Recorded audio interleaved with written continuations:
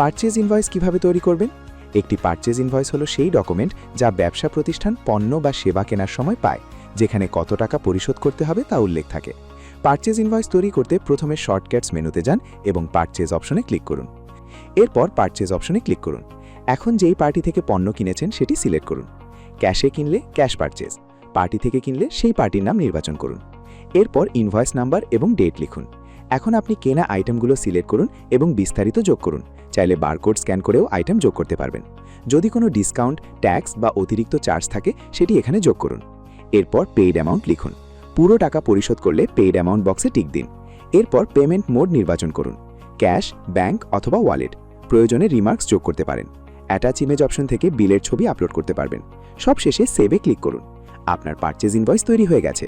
এরপর ট্রানজ্যাকশন পেজে গিয়ে আপনার তৈরি করা পারচেজ ইনভয়েস সিলেক্ট করে ডাউনলোড, প্রিন্ট বা শেয়ারও করতে পারবেন। ধন্যবাদ আমাদের সাথে থাকার জন্য।